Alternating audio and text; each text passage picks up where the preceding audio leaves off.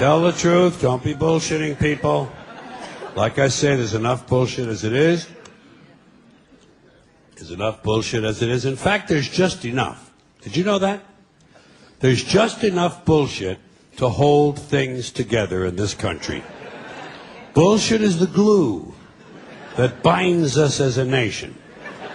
Where would we be without our safe, familiar American bullshit? Land of the free, home of the brave, the American dream. All men are equal, justice is blind, the press is free, your vote counts. Business is honest, the good guys win, the police are on your side, God is watching you, your standard of living will never decline, and everything is going to be just fine. The official national bullshit story. I call it the American okey doke. Every one of those items is provably untrue at one level or another, but we believe them because they're pounded into our heads from the time we're children. That's what they do with that kind of stuff. They put it in the heads of kids. They pound it in there because they know kids are too young to be able to mount a sophisticated argument against these kind of ideas. And so kids, and up to a certain age, by the way, kids are going to believe everything a grown-up tells them, everything. So kids never learn to question things. Nobody questions things in this country anymore. Nobody questions things. Why? People are too fat and happy. People are way too fucking prosperous for their own good. Everyone's got a cell phone that'll make pancakes and rub their balls now, you know? So nobody wants to rock the boat. And people just gizmo. Americans have been bought off and silenced by gizmos and toys. And as a result, no one's ever learned to question things. No one questions things in this country anymore. No one questions things. Now, okay. You remember Barbara Bush? I call her the silver douchebag. You remember her? Okay. Barbara Bush. She is the mother of Governor George Bush. I call him Governor Bush because that's the only elected office he ever held legally in our country, okay? George Bush, Governor Bush. Yeah. I don't care where they hang his portrait. I don't care how big his library is. He'll always be Governor Bush. I don't even capitalize his name when I type it anymore.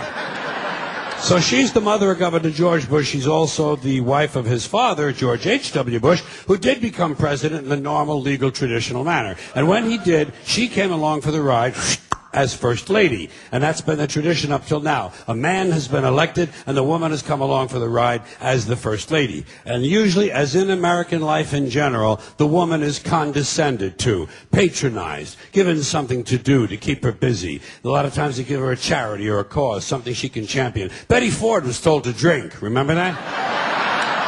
Yeah.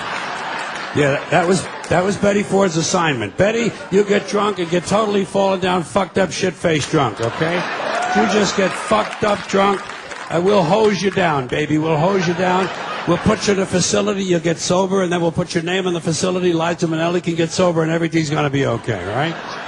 That was her assignment. Barbara Bush's assignment was getting children to read. Remember that? Getting children to read. They figured she had had so much success with George.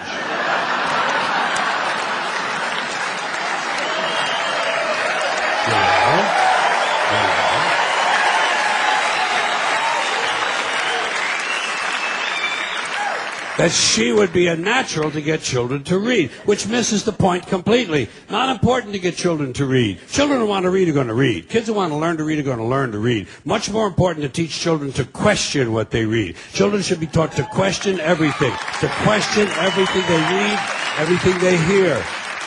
Children should be taught to question authority. Parents never teach their children to question authority because parents are authority figures themselves, and they don't want to undermine their own bullshit inside the household. So they stroke the kid, and the kid strokes them, and they all stroke each other, and they all grow up all fucked up, and they come to shows like this.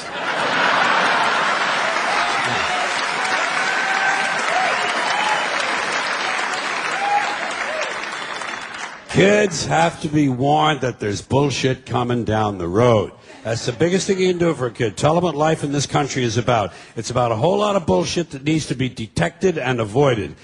That's the best thing you can do. No one told me. No one told me a thing like that. I was never warned about any of this. Had to find all of it out for myself. And there are still, as with you probably, a lot of things that you're expected to believe and accept in America that I personally have a problem with, and I question a lot of these things. Give you an example.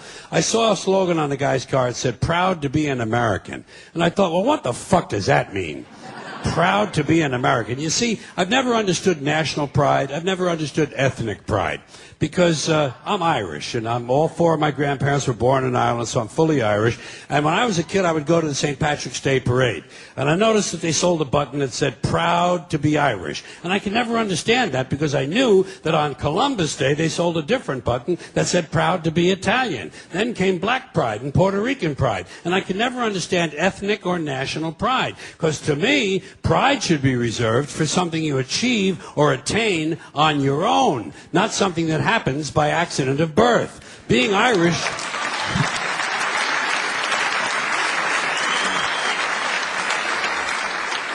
Being Irish isn't a skill. It's a fucking genetic accident.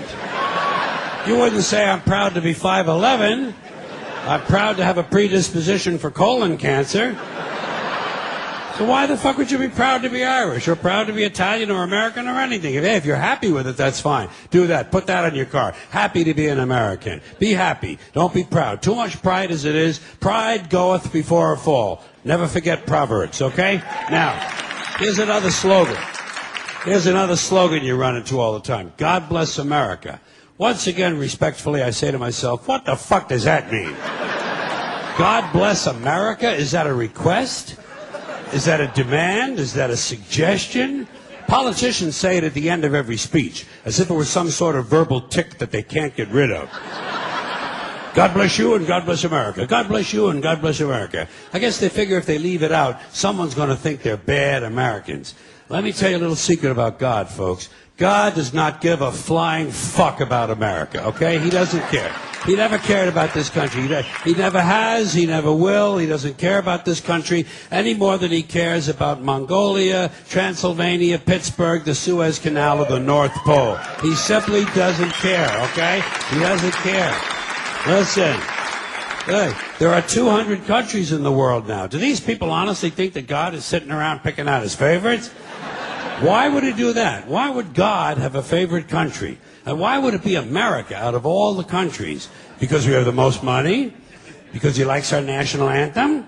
Maybe it's because he heard we have 18 delicious flavors of classic rice-a-roni.